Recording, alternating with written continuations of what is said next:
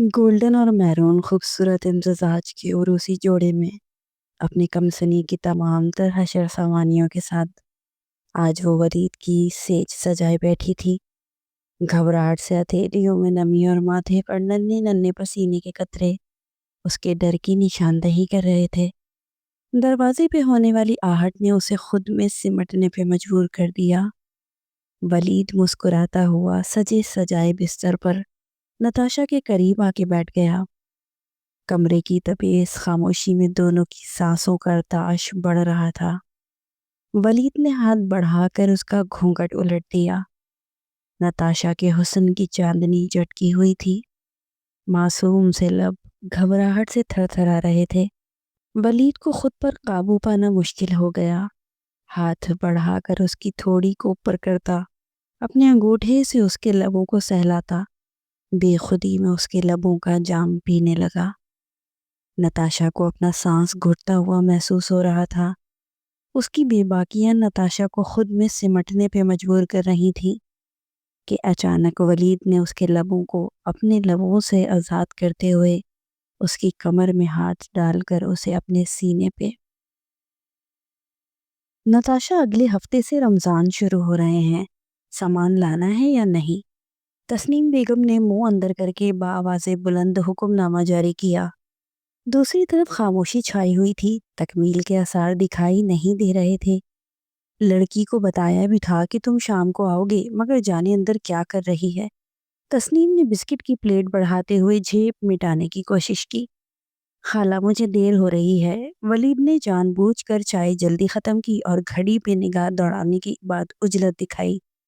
बेटा, तुम 2 मिनट बैठना, मैं इस काहिल लड़की को बुलाती हूँ। उन्होंने वलीद को पुकारा और उठने में तेजी दिखाई और वो सर्द आह भर के इंतजार की कोफ्त सहने लगा। वो जब भी नताशा को देखता, मोहब्बत उसके दिल पर नर्म हाथों से दस्तक देने लगती। हाय हाय, असर का वक्त हो गया है और तुम पड़ी सो रही हो। तस्नीम ने बेटी को मज़े से सोते देखा तो झंझोड़ के उठाया। अरे क्या हो गया मम्मा, प्लीज सोने देना। नताशा ने तकिया दोबारा मुंह पे रखा। नताशा जाने कब अक्ल आएगी, वरीद को देर हो रही है, बेचारे को और भी काम होते हैं। उनके तेज लहजे पर उसने मुंदी मुंदी आंखें खोली। उसका मामूल था कि वो शुरू की तारीखों में जाके करीबी सुपर स्टोर से महीने भर की ग्रोसरी एक साथ ले आती थी।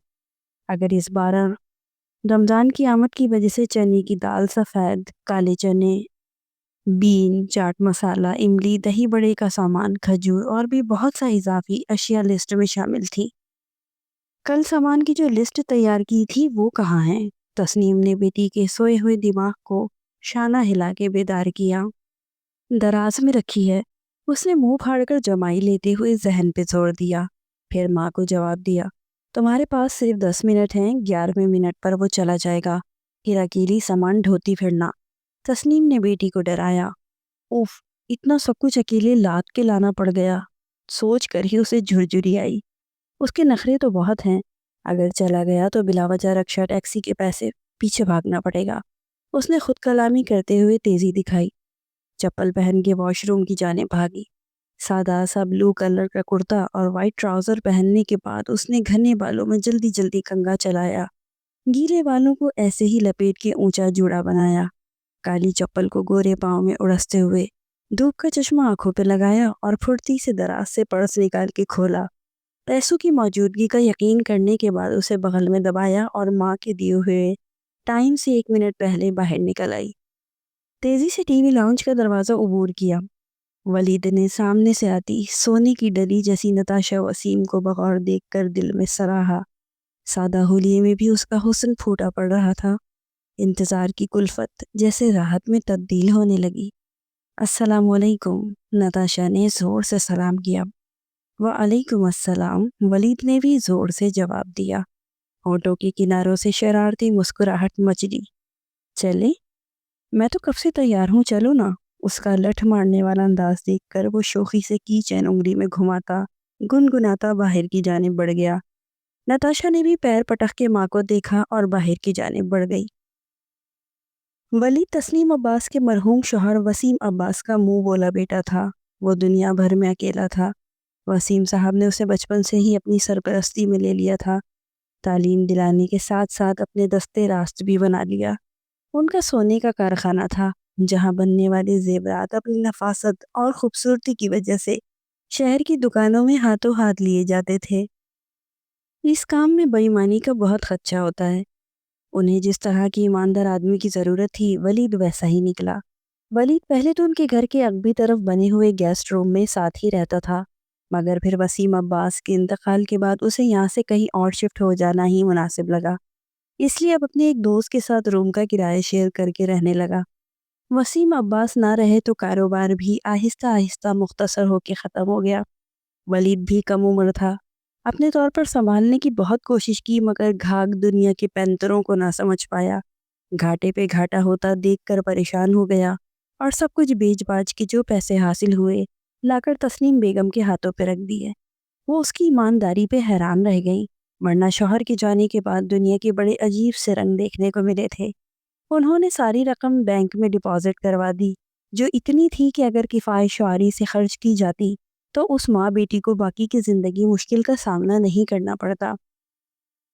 ولید شروع سے نتاشا کو دل ہی دل میں بہت چاہتا تھا۔ اسے یہ تر و تازہ کلی سی لڑکی بہت پیاری لگتی تھی، مگر کچھ کہنے کی ہمت نہیں کر پایا۔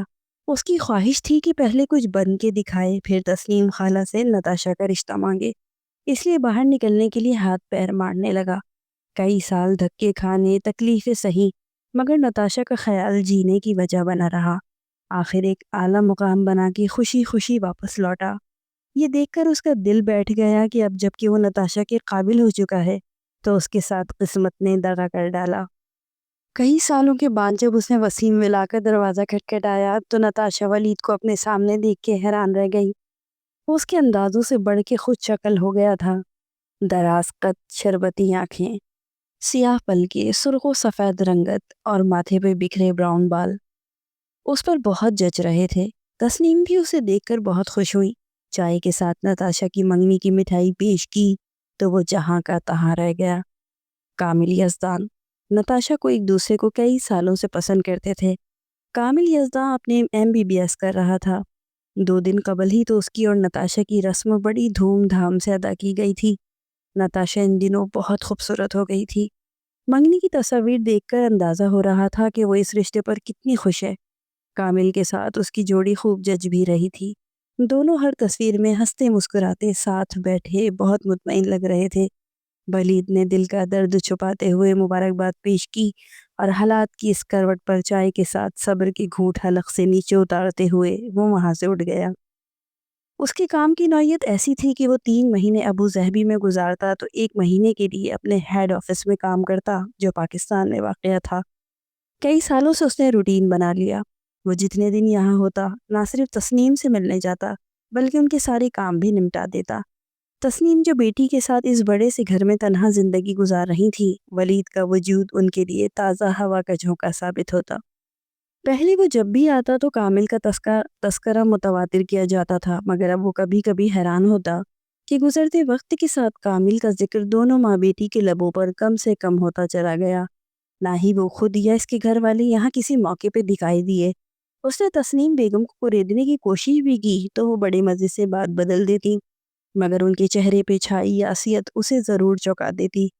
پھر ایک دن اس کی دبئی میں اچانک کامل سے ملاقات ہو گئی اور وہ ششدر سا رہ گیا۔ نتاشا چھوڑو یہ باتیں، تم جا کر اندر بیٹھو۔ تسنیم نے اسے وہاں سے ہٹانا چاہا۔ کیوں جاؤں اندر؟ آنکھیں ضبط سے لال سرخ انگارے برسا رہی تھیں۔ خلاف مزاج تیز لہجے میں بولی، میں ان لوگوں سے بات کر رہی ہوں نا۔ تسلیم نے گھبرا کے ماں بیٹی کو دیکھا، جن کے تیور بدلنے لگے تھے۔ بیٹی کو آنکھیں دکھائیں۔ مما، سوال میری ذات کا ہے تو جواب بھی مجھے ہی دینے دیں۔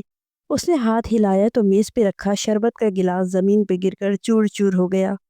بہن، آپ بعد میں سوچ سمجھ کے جواب دیجیے گا۔ رانا نے اپنی شرط دہرانے کے بعد نتاشا کے تاثرات جانچتے ہوئے اٹھنے کا سوچا۔ کامل، تم نے تو کہا تھا کہ جہیز کے نام پر تنکا بھی نہیں لوگے۔ اس نے مڑ کر اپنے منگیتر کو دیکھا۔ ہاں تو ہم جہیز کہاں مانگ رہے ہیں، بس یہ مکان، وہ بھی تم دونوں کے اچھے مستقبل کی خاطر۔ رانا کی فرفر کرتی زبان نتاشا کے گھورنے پہ رک گئی۔ آپ کیا چاہتی ہیں؟ آپ میری مما کو سکون سے جینے کا بھی حق نہ ملے؟ ایک مکان ہے ان کے پاس، وہ بھی آپ اپنے بیٹے کے نام کروانا چاہتی ہیں۔ وہ ایک دم ببھر اٹھی، اس کی گال نم ہوتے چلے گئے۔ تم تو ایسے بول رہی ہو جیسے زمانے سے ہٹ کے کوئی بات کی گئی ہو۔ ارے بھائی، عورتیں تو اپنے دماغ کے مستقبل بنانے کے لیے کیا کچھ نہیں کرتی ہیں۔ ٹف ہے بھائی، رانا نے تیش کے عالم میں کھڑے ہوتے ہوئے کہا تو نتاشا نے ہاتھوں میں چہرہ چھپا کے رونا شروع کر دیا۔ چپ کر جاؤ بیٹا، ابھی میں زندہ ہوں۔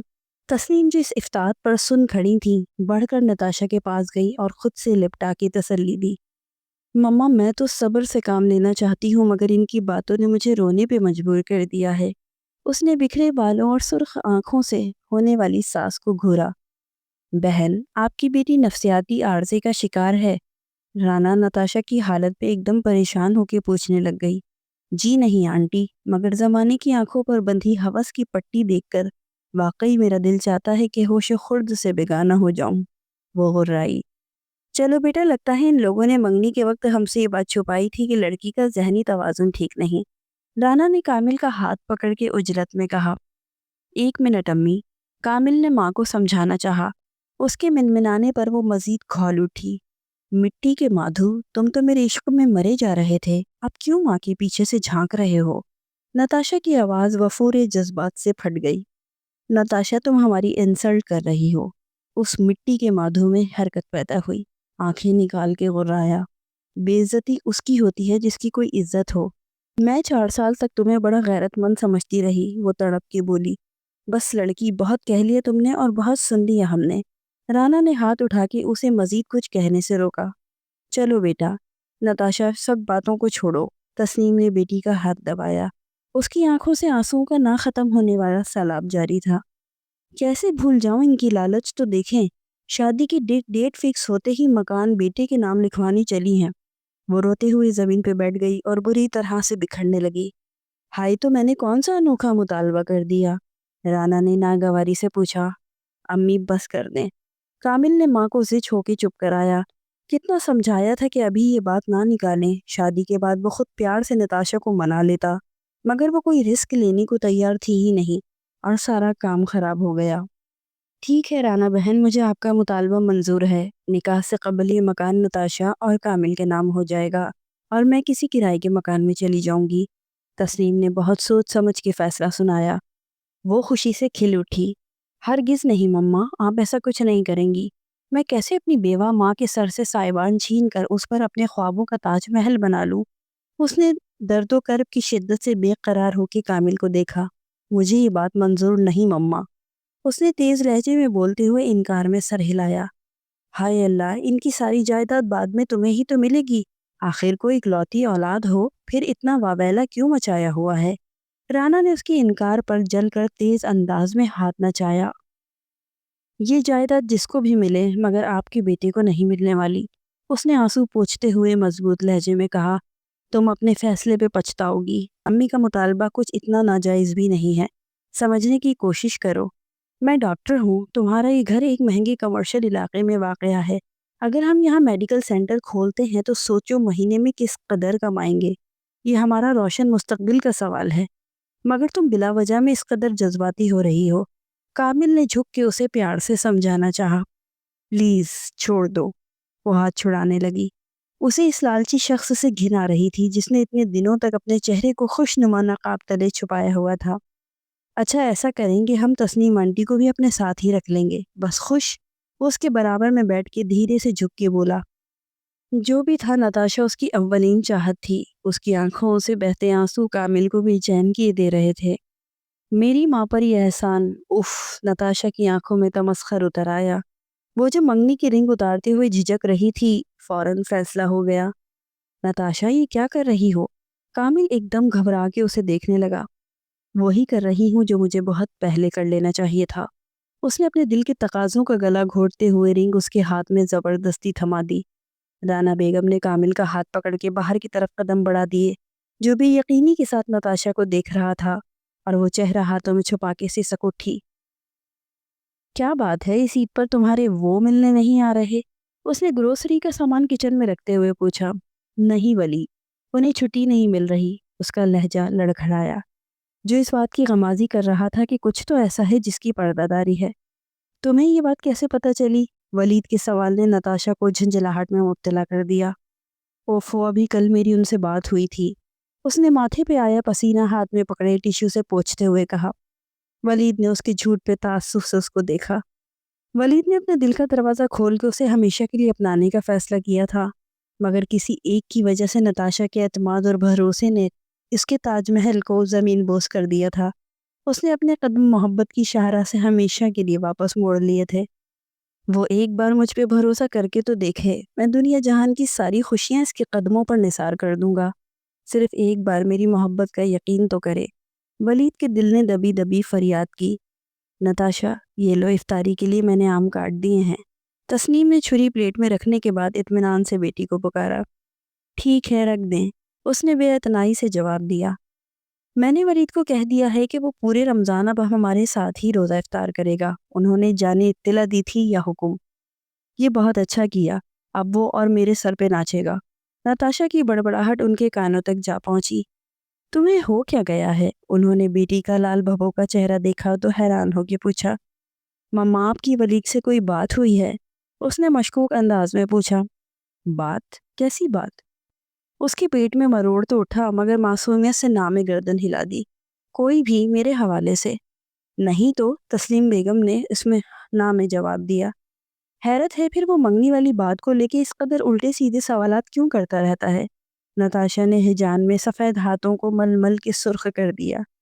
نہیں، میں ایسا کیوں کروں گی؟ تسلیم نے دوسری طرف دیکھتے ہوئے انکار کیا۔ ایک بات یاد رکھیے گا، ولید کو کسی بات کی بھی ہوا نہیں لگنی چاہیے، ورنہ میں وہ مزید پھیل جائے گا۔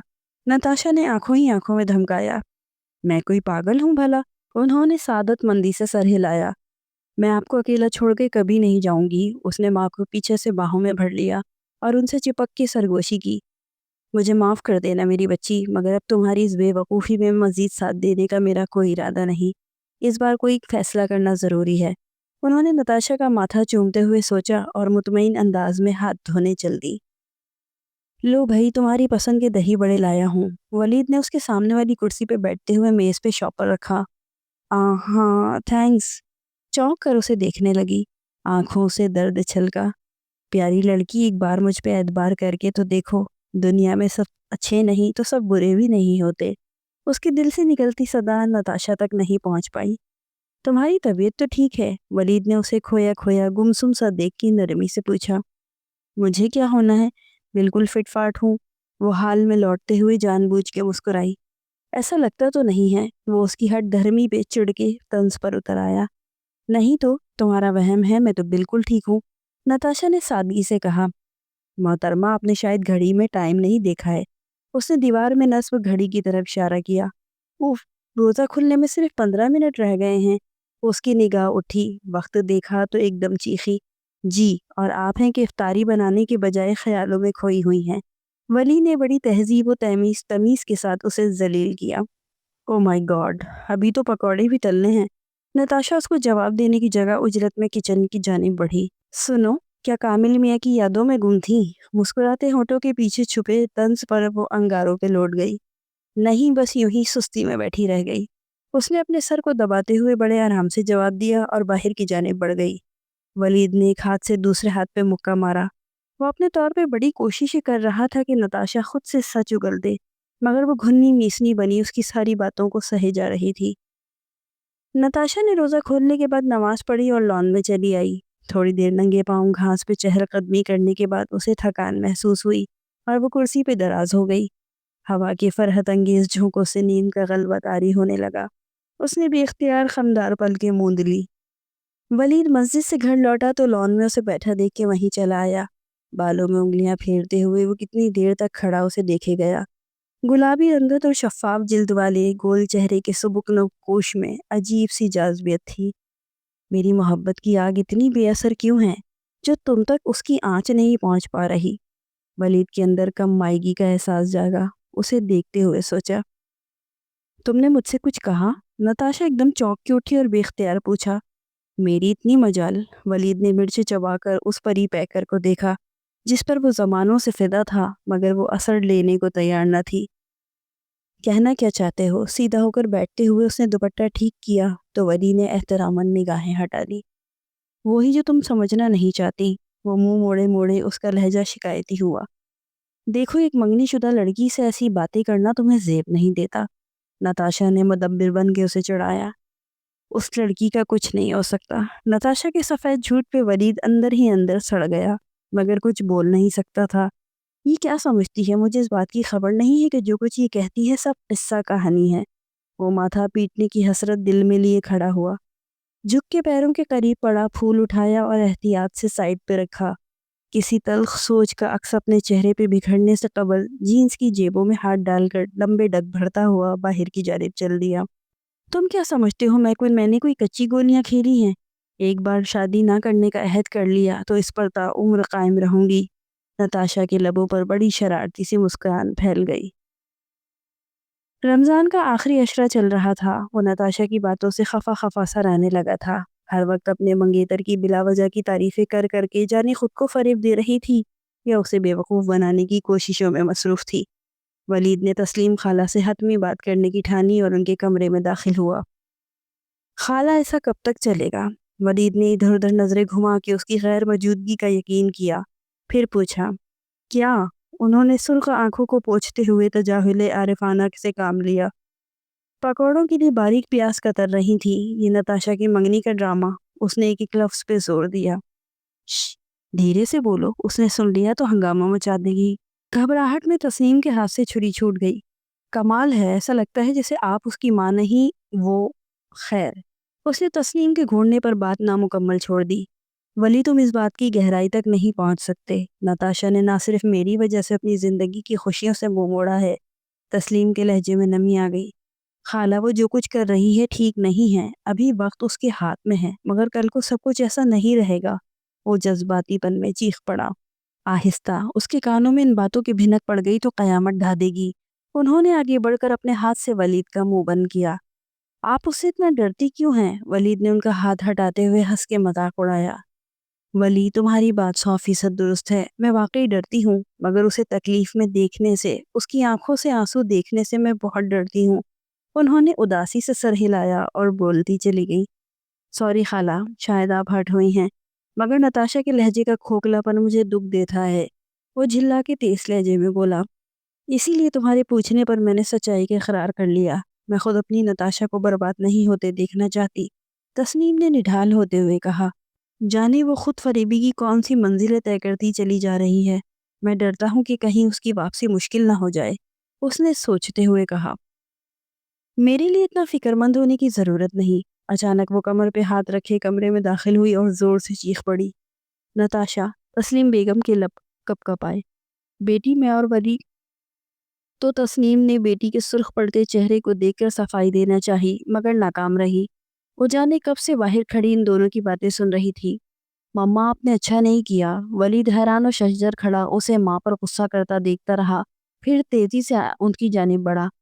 خالہ نے مجھے کچھ نہیں بتایا ہے، اور اب جب کہ سچ سامنے آ گیا ہے تو کان کھول کے سن لو۔ میں تمہیں زندگی یوں برباد کرنے نہیں دوں گا۔ اس نے تسنیم کو اپنے قریب کرتے سخت لہجے میں اسے جھاڑا۔ مسٹر، میں اپنا اچھا برا خوب جانتی ہوں۔ آپ اس معاملے سے دور رہیں تو اچھا رہے گا۔ نتاشا نے بے خوف ہو کے ولید کی آنکھوں میں آنکھیں ڈال دی۔ ایک منٹ، تم خود کو کیا سمجھتی ہو؟ ان کے لیے بڑی قربانی دینے چلی ہو؟ تمہیں پتہ بھی ہے تمہاری فکر میں انہیں راتوں کو نیند نہیں آتی۔ گولیاں لیتی ہیں تو کچھ گھنٹے سو پاتی ہیں۔ اس کی انکشاف پر نتاشا نے ماں کو حیران ہو کے دیکھا، جو پوری جان سے لرز رہی تھی۔ مما، ولید یہ کیا بول رہا ہے؟ ان سے کیا پوچھتی ہو؟ مجھ سے پوچھو۔ ڈاکٹر کہتا ہے اس طرح کا ڈپریشن انہیں بہت جلد زندگی سے دور کر دے گا۔ پھر بیٹھ کے اپنی عظمت کے قصے لوگوں کو سلاتی رہنا۔ ولید اسے بازو سے گھسیٹ کے اپنے مقابل کھڑا کر چکا تھا اور براہ راست آنکھوں میں جھانک کر چیخا، مما، آپ نے مجھ سے یہ سب چھپا کر اچھا نہیں کیا۔ وہ روتے روتے زمین پہ بیٹھتی چلی گئی۔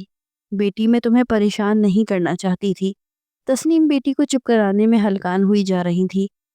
آپ نے کامل والا قصہ بھی ولید کو بتا دیا، اس نے سرگوشی میں کہا، مگر اس کے کان بہت تیز تھے، سن لیا۔ اس معاملے میں خالہ کا کوئی قصور نہیں، مجھے اس بات کی خبر چند مہینوں قبل ہی ہوئی تھی۔ وہ تھوڑی دیر رکا تو اس کا وویلا سنتا رہا، پھر دماغ صاف کرنے کی ٹھانی۔ یہ جھوٹ ہے۔ وہ اسے مڑ کے دیکھنے لگی۔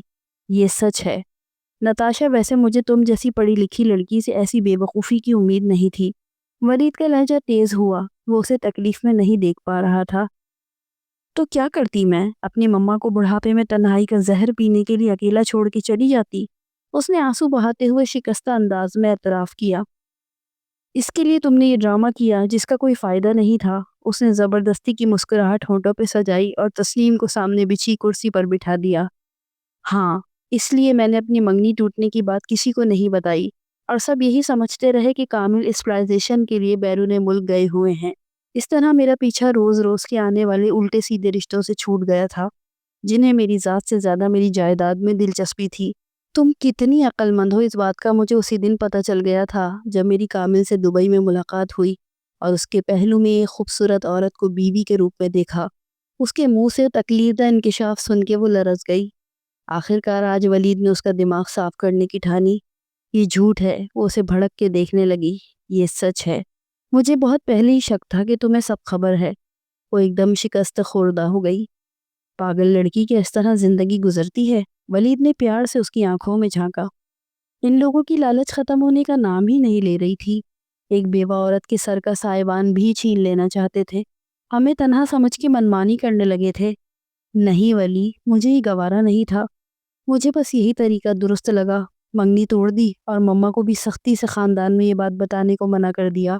اس نے نگاہیں چرا کے کہا، دنیا میں سب ایک سے نہیں، کسی پر تو اعتبار کرتی۔ اس نے کچھ سوچ کے کہا، ہمیں تو ایسے ہی لوگ ملے جنہیں مجھ سے زیادہ میری جائیداد میں دلچسپی تھی۔ اس نے دانتوں سے ہونٹ کاٹ لیے۔ نہیں، ایک شخص ایسا بھی ہے جسے نتاشا وسیم کی جائیداد سے نہیں، بس اس کی ذات سے دلچسپی ہے۔ ولید نے سوچا اگر اب نہ کہا تو پھر کبھی اقرار نہیں کر پائے گا۔ کون؟ اس کے ہونٹ بھیجے۔ ولید خان، یعنی میں، اس نے بڑے جذب کے عالم میں کہا اور دلکشی سے مسکرایا۔ تسنیم بیگم کی آنکھوں سے خوشی کے آنسو جاری ہو گئے۔ تو مجھ پر ترس کھا رہے ہو؟ وہ ایک دم بتکی۔ ہاں، کیونکہ تم لنگڑی لولی اور کانی ہو نا۔ اس کا دماغ بھگ سے اڑ گیا، زور سے چیخا۔ میں جانتی ہوں مما نے تمہیں رو رو کے منایا ہے، مگر مجھے ایسی ہمدردی نہیں چاہیے۔ نتاشا نے نفی میں سر ہلایا اور تیزی سے باہر نکل گئی۔ خالہ، پہلے تو مجھے شک تھا مگر آج یقین ہو گیا۔ ولید نے سر کھجا کے تسنیم کو دیکھا۔ کس بات کا بیٹا؟ وہ جو نتاشا کی حرکت پہ ہکا بکا تھیں بے اختیار پوچھا۔ یہ سچ مچ میں جھلی ہے۔ ولید کے انداز پر تسنیم بیگم، پھر دونوں نے ایک دوسرے کو دیکھا اور ہنسی کا فوارہ پھوٹ پڑا۔ بیٹی کی ہٹ دھرمی اور ضد پر تسنیم کی طبیعت رات سے خراب تھی۔ ولید ان کی دوائیں پہنچانے آیا تو انہوں نے اشارے سے بیٹھنے کو کہا۔ نتاشا ماں کے برابر میں بیٹھی سر دبا رہی تھی۔ وہ تسنیم کے کہنے پہ چائے بنانے کے لیے اٹھ گئی۔ ولی، میں چاہ رہی ہوں کہ عید کے بعد تم دونوں کا سادگی سے نکاح کر دوں۔ ادھر تم اکیلے ہو اور مجھے ڈر ہے کہ میرے بعد کہیں وہ۔ تسنیم نے ولید کا ہاتھ تھام کر عاجزی سے بولتے ہوئے بات ادھوری چھوڑ دی۔ اللہ نہ کرے خالہ، ابھی تو آپ کو میرے ساتھ پورا ابو ظہبی گھومنا ہے۔ اس نے تسنیم کا ہاتھ تھام کے تسلی دی۔ بس بیٹا، میں تم دونوں کو خوش دیکھنا چاہتی ہوں۔ مجھ بوڑھی کا ساتھ جانے کب تک ہو یا نہ ہو، وہ جانے کیوں بہت مایوس ہو رہی تھی۔ آپ نے نتاشا کی رائے لی ہے؟ اس نے سنجیدگی سے پوچھا۔ اس کی ایک ہی رٹ ہے کہ وہ مجھے اکیلا چھوڑ کے کہیں نہیں جائے گی۔ تسنیم نے اٹھنا چاہا تو ولید نے تکیے کے سہارے انہیں بٹھا دیا۔ ہاں تو اس میں کون سی بڑی بات ہے؟ میں بھی تو وسیم ابو کا بیٹا ہوں، آپ کو اکیلا تھوڑی چھوڑوں گا۔ شادی کے بعد آپ دونوں میرے فلیٹ میں شفٹ ہو جائیں گی۔ ولید نے دل کی مسرت کو چھپاتے ہوئے حل پیش کیا۔ نہیں بیٹا، میرا کوئی مسئلہ نہیں، میں تو اس گھر میں ٹھیک ہوں۔ انہوں نے آنکھوں کی نمی چھپانے کے لیے پھیکی مسکراہٹ لبوں پہ سجائی۔ خالہ، آپ پر یہ بیماری بالکل سوٹ نہیں کرتی، جلدی سے ٹھیک ہو جائیں۔ اس نے شوخی سے بولتے ہوئے اس کا ذہن بٹانا چاہا۔ بس نتاشا کا گھر بس جائے تو میری آدھی بیماری دور ہو جائے گی۔ تسنیم کی پر امید نگاہیں اس پہ جم گئیں۔ دیکھیں، آپ کو میری جاب کی نوعیت کا پتہ ہے، مجھے کئی مہینے ملک سے باہر رہنا پڑتا ہے۔ ایسے میں اگر آپ نتاشا کے ساتھ رہیں گی تو مجھے بھی سکون رہے گا اور اس کی ضد بھی پوری ہو جائے گی۔ اس نے تفصیل میں جا کر انہیں سمجھایا تو وہ سوچ میں پڑ گئیں۔ مگر دنیا کیا کہے گی؟ وہ نیم رضامند دکھائی دیں، مگر ایک اور خدشہ جاگا، یہی کہ ایک ماں اپنے بیٹے کے گھر رہ رہی ہے۔ ولید نے اپنے مضبوط ہاتھوں میں ان کے کمزور ہاتھوں کو تھام کے تحکم بھرے لہجے میں فیصلہ سنا دیا۔ رمضان کا آخری عشرہ تھا اور 29واں روزہ۔ ان کے نکاح کی ڈیٹ فکس ہو گئی تھی۔ ولید 2 دن سے اس کے نخرے برداشت کر رہا تھا۔ نتاشا افطاری بھی الگ کرنے لگ گئی تھی، جہاں وہ موجود ہوتا وہاں سے اٹھ کے چلی جاتی۔ پتہ نہیں اپنے جھوٹ پہ شرمندہ تھی یا اس کے اقرار پر خفا، وہ سمجھ نہیں پا رہا تھا، مگر اسے کوئی جلدی نہیں تھی۔ سوچنے کے لیے ٹائم دینا چاہتا تھا تاکہ وہ اپنی خوشی اور رضامندی سے اس کی زندگی میں آئے۔ صبح تسنیم نے فون کر کے اس سے شکایت کی تھی کہ ابھی تک نتاشا نے عید اور نکاح کی کوئی تیاری نہیں کی، اس لیے وہ آج اسے ضرور بازار لے جائے اور ساری شاپنگ کروا دے۔ روزہ کھولنے کے بعد جب وہ نماز پڑھ کے آیا تو اس نے شاپنگ کا اندیا دیا۔ تسنیم نے بجھے ہوئے انداز میں بتایا کہ نتاشا نے جانے سے صاف انکار کر دیا ہے۔ اس کا دماغ بھگ سے اڑ گیا، وہ ہونٹ بھینچ کر سوچ میں پڑ گیا۔ اتنے میں ٹی وی پر عید کا چاند دکھائی دینے کا اعلان ہو گیا تو اس نے زبردستی کرنے کی ٹھانی۔ نتاشا کہاں ہے؟ ولید نے دانت کچکچاتے ہوئے پوچھا۔ وہ شاید چھت پر ہوگی، تسنیم نے اس کی طرف دیکھ کے کہا اور کچن کی جانب چل دی۔ سیوئیوں کی تیاری کرنی تھی، محترمہ کا دماغ درست کرنا ہی ہوگا۔ وہ دب دب سیڑھیاں چڑھتا اوپر آیا، وہ آسمان کی طرف منہ کیے جانے کیا تلاش کر رہی تھی۔ تم کیا یہاں مجھ سے چھپ کے بیٹھی ہو؟ وہ اس کے قریب آ کے غصے میں چلایا۔ وہ ڈر کے بے اختیار مڑی تو اس سے ٹکرا گئی۔ میں تم سے کیوں چھپوں گی؟ اس نے ایک دم دہل کے دور ہوتے ہوئے جواب دیا۔ اچھا تو پھر میرے ساتھ شاپنگ پر جانے سے انکار کیوں کیا؟ اس نے خشک انداز میں پوچھا۔ ہاں وہ میرے پاس بہت سارے کپڑے موجود ہیں۔ نتاشا نے پہلی بار اسے یوں طیش میں دیکھا تو ہکلا کر بہانہ بنایا۔ شرافت کے ساتھ میرے سے چلو ورنہ میرے پاس اور بھی بہت سے حربے موجود ہیں۔ اس کی دھمکی پر نتاشا کی جان نکل گئی۔ خاموشی سے مسکے ہوئے لباس کو دوسرے ہاتھ سے درست کرتی اس کے ساتھ چل دی۔ 29 رمضان کو ولید کی کچھ قریبی دوست اور تسنیم بیگم کے کچھ رشتہ داروں کی موجودگی میں سادگی کے ساتھ نتاشا اور ولید کا نکاح ہو چکا تھا۔ وہ دلہن ہونے کے باوجود بھی ولید کے کمرے میں جانے سے کترا رہی تھی اور اس وقت بھی اپنا کمرہ بند کیے بیٹھی تھی۔ تسنیم بیگم اس کو کئی بار سمجھا چکی تھی کہ وہ ولید کے کمرے میں جا کے بیٹھے، مگر اس نے ایک نہ سنی۔ ولید دوستوں کے ساتھ مصروفیت سے فارغ ہو کے جب اپنے کمرے میں داخل ہوا تو نتاشا کو کمرے میں نہ پا کر تسنیم بیگم سے دریافت کیا۔ انہوں نے خاموشی سے نتاشا کے کمرے کی طرف اشارہ کر دیا۔ وہ سر کو دائیں بائیں ہلاتا ضبط کرتا ہوا نتاشا کے کمرے کی طرف بڑھ گیا۔ تسنیم بیگم انجان بنی سر جھکائے کباب کی ٹکیاں بنانے میں مصروف ہو گئیں۔ ویسے بھی انہیں عید کے لیے بہت سارے دوسرے لوازمات تیار کرنے تھے۔ نتاشا کے کمرے کے دروازے پر آہستگی سے دستک دیتا وہ اندر داخل ہوا۔ وہ سامنے ہی سر سے پاؤں تک سجی سوری صرف اس کے لیے بیٹھی تھی۔ وہ اس کے دلکش سراپے سے نظریں چراتا سامنے جا کھڑا ہوا۔ کیا بات ہے، ناراض ہو مجھ سے؟ نہیں تو، نتاشا نے جواب دیا۔ میں نے جب سے تم پر اپنی پسندیدگی ظاہر کی ہے تمہارے مزاج ہی نہیں مل رہے۔ میرے ساتھ اٹھنا بیٹھنا کھانا پینا تک چھوڑ دیا ہے۔ اب نکاح کے بعد بھی مجھ سے یوں منہ موڑے بیٹھی ہو جیسے شاید میں تمہارے قابل نہیں ہوں۔ اس کا لہجہ بکھرا بکھرا سا تھا۔ وہ چونک کے اسے دیکھنے لگی۔ دونوں کی نگاہیں ملیں، ایک شعلہ سا لپکا۔ یہ بات نہیں ہے ولی، نتاشا نے بے چینی سے اس کی طرف سے لگائی گئی فرد جرم سے انکار کیا۔ پھر اس گریز کو میں کیا سمجھوں؟ تم نے پاپا کے جانے کے بعد جس طرح سے میرا اور مما کا خیال رکھا اور اب بھی جو کچھ ہم لوگوں کے لیے تم کرتے ہو وہ ناقابل فراموش ہے۔ اس وجہ سے میرا ٹوٹا اعتبار بحال ہوا ہے۔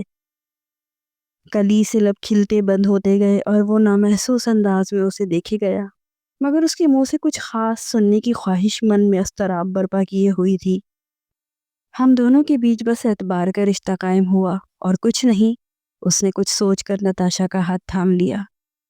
نہیں، مجھے تمہارے پیار پہ اعتبار آ گیا ہے۔ نتاشا نے بڑی نرمی سے اپنا ہاتھ چھڑایا اور دروازہ کھول کے باہر نکل گئی۔ وہ سحر زدہ سا اسے جاتا دیکھتا رہا۔ کتنی دیر وہ بت بنا اس ایک بات کی بازگشت بار بار سنتا رہا جو نتاشا نے جاتے ہوئے کہی تھی۔ خیالوں کی دنیا سے باہر نکل کے وہ اپنے حجلہ عروسی میں داخل ہوا۔ نتاشا کو اپنی باہوں میں لے کے خمار آلود لہجے میں بولا، آج یقین ہو گیا کہ تم سچ مچ میں اپنی پوری رضامندی کے ساتھ میری ہو گئی ہو۔ ولید نے اس کے کان کے قریب ہوتے ہوئے کہا اور پرسکون ہو کے آنکھیں موند لی۔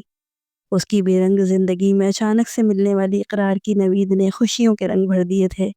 کچھ دیر بعد آنکھیں کھول کے شرم سے گلنار ہوتی نتاشا کو دیکھا، جس کی جھکی ہوئی پلکیں یقین دلا رہی تھیں کہ محبت کے یہ رنگ صرف اس عید پر نہیں بلکہ تاعمر اس کے ساتھ رہنے والے ہیں۔